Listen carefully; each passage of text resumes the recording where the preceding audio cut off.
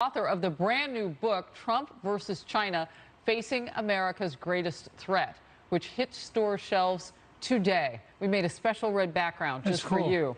Congratulations on the new book. Let's talk, if we can, about the strategy for both Democrats and Republicans going forward. Let's start with the Democrats in defending Adam Schiff at this point.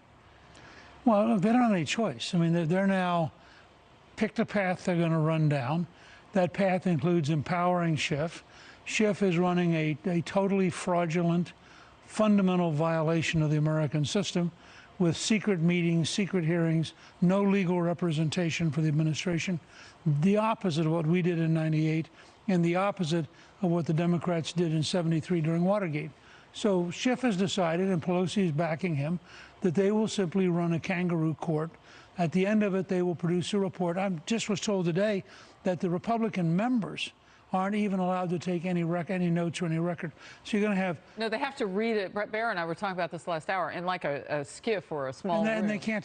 You can't take it with So here's what's going to happen. The Democratic staff and the Democratic members will have control of all of this material. They will then put together their report, which will be totally one-sided, totally dishonest.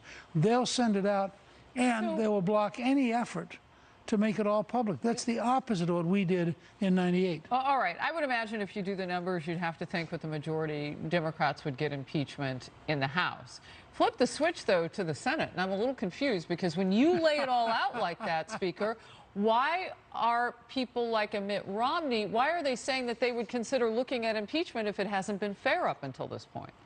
Well, I think they think that correctly that the Senate serves the role of a jury in this kind of a setting. And so as a member of the jury, you should at least look at the evidence. I actually thought Ben Sasse was closer to right, Senator Sasse of Nebraska, when he said that the Democrats are running a circus clown show as an impeachment project. I think, and the best example of why Pelosi can't even play tic-tac-toe is they're trying to protect the whistleblower. They're trying to make sure the whistleblower is okay. Well, the minute that gets to the Senate, Lindsey Graham, as chairman of the Judiciary Committee, is going to bring that person out in the open. I mean, they can't have it both ways. Oh, that's interesting. Speaking of Mitt Romney, because we just talked about him, he says acting White House Chief of Staff Mick Mulvaney's remarks last week about withholding military aid to Ukraine were, quote unquote, a real concern. This after the president called out Republicans for not sticking together and pointed the finger specifically at Mitt Romney. Watch. I think the Republicans should get tougher. Look, I think that the Democrats are not good politicians. I think they have lousy policy, but you don't have the Mitt Romneys of the world. You don't have people that will go against the party. You have better, they stick together. I respect that. Are we going to see impeachment inquiry get a full vote? Oh, no. I think what they'll do ultimately is they'll bring up impeachment, but they'll never, ever on the Democratic side bring it up for a vote to establish what we did and what the Democrats did in '73, which was to establish a legitimate structured process. They'll never vote on it. Is the president right when he says that Republicans need to stick together to beat impeachment? Well, in the broad sense, yes, he's right. And I think as Republicans watch how totally phony this process is, you know, I'd feel a little better about Romney if he were as indignant at the Democrats as he is worried about Mick Mulvaney. I mean, Mitt has a legitimate standing to say that what the Democrats are doing is totally wrong. Newt Gingrich, Trump versus China is the new book. Right. Thank you very much for being on Overtime. Good to see you. Please say hello to Callista for me. A judge deciding whether to throw out the alleged confession of the illegal immigrant accused of killing Iowa student Molly Tibbetts. Why that could happen in a live report next. Fox News Alert, as critical hearings this week are happening in the murder of University of Iowa student Millie Tibbetts, and they have been suddenly canceled. Molly, excuse me. An Iowa judge was just set to decide whether to throw out the alleged confession of an illegal immigrant who's accused of killing Molly Tibbetts. Defense attorneys argued police did not properly read the suspect his Miranda rights. Matt Finn is live at the University of Iowa with more. Matt?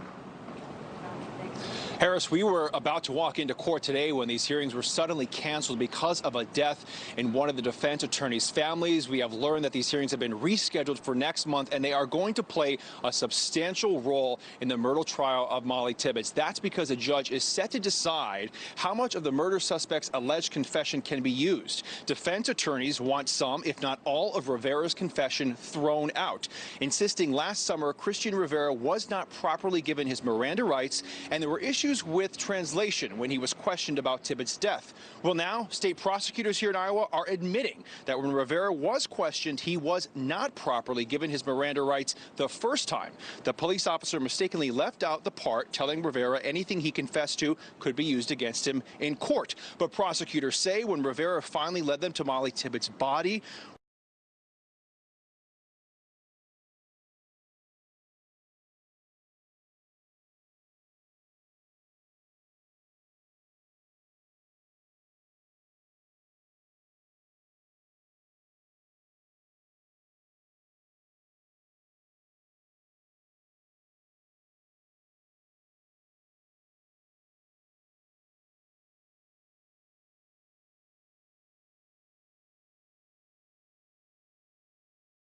if in fact you can't use some of those statements in court?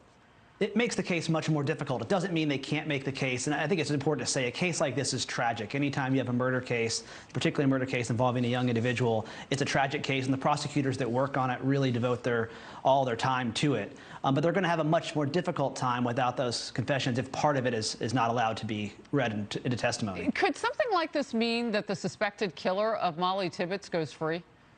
You know, it's hard to say. There is other evidence in this case. It's not just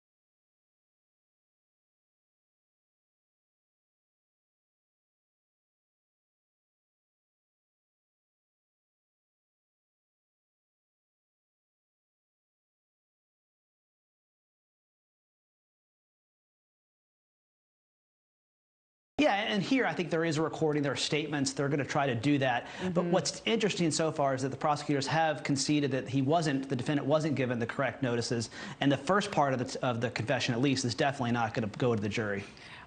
You know, as we go forward, part of the discussion, too, has been which statements will be admissible and which don't.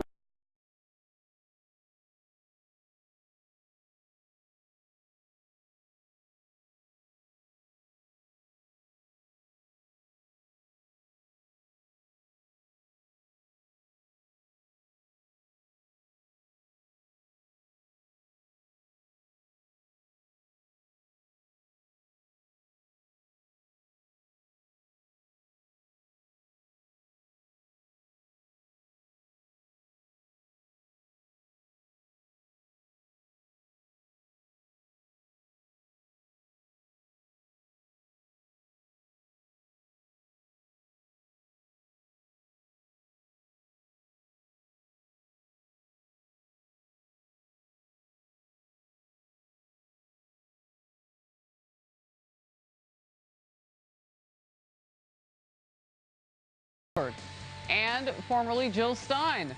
Now President Trump and Bernie Sanders are weighing in on the feud. No, I don't know Jill Stein. The last thing she is a Russian asset. I don't know